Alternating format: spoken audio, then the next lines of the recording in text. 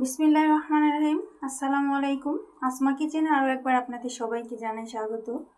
আশা করি আপনারা সবাই খুব ভালো আছেন। আলহামদুলিল্লাহ, আমিও খুব ভালো আছি। আমি আজকে আপনাদের সাথে শেয়ার করব কাঁঠাল সংরক্ষণ পদ্ধতি। আশা করি আমার ভিডিওটি আপনারা প্রথম থেকে শেষ পর্যন্ত দেখবেন। আমার এমন নতুন নতুন রেসিপি পেতে আমার চ্যানেলটিকে সাবস্ক্রাইব করে আমার পাশে থাকবেন এবং লাইক, কমেন্ট, শেয়ার করবেন। তার জন্য আমি নিয়েছি কাঁঠাল। আমি বড় একটা কাঁঠাল থেকে কাঁঠালের কোষগুলো তুলে নিয়েছি। দেখুন, এই কাঁঠালগুলো প্রচুর মিষ্টি, খেতে খুবই ভালো লাগে, খুবই সুস্বাদু। এবার একটা প্লেট নিয়েছি, আমি প্লেটের ভিতরে কাঁঠালগুলো দিয়ে দিচ্ছি। কাঁঠালের কোষগুলো এমনভাবে প্লেটে ছড়িয়ে দিতে হবে যাতে একটা কাঁঠালের কোষ আর একটার সাথে লেগে না যায়।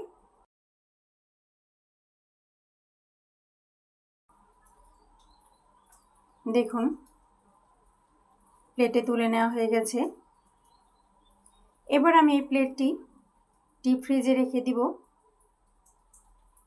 ওভারনাইট রেখে দিব। এতে করে কাঁঠালের কোষগুলো শক্ত হয়ে যাবে। আমি ওভারনাইট ফ্রিজে রেখেছিলাম, বের করে নিয়ে এসেছি। দেখুন, কাঁঠালের কোষগুলো কেমন শক্ত হয়ে গেছে। আমি একটা তুলে নিলাম, দেখুন কেমন শক্ত হয়ে গেছে। এভাবে একটা চাকুর সাহায্যে বিচিগুলো বের করে ফ্রোজেন করে রাখা যাবে।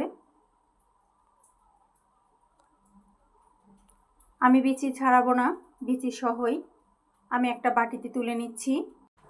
পরবর্তী সময় কাঁঠালের কোষগুলোও খাওয়া যাবে, বিচিগুলোও খাওয়া যাবে। এইভাবে কাঁঠালের কোষগুলো রাখলে একটা কোষ আর একটা কোষের সাথে জোড়া লাগবে না, প্রয়োজন মতো বের করে খাওয়া যাবে। দেখুন, এবার আমি ঢাকনা লাগিয়ে ডিপ ফ্রিজে ফ্রোজেন করে রেখে দিব। দেখুন, আমি ঢাকনা লাগিয়ে দিলাম, এবার ফ্রিজে রেখে দিব।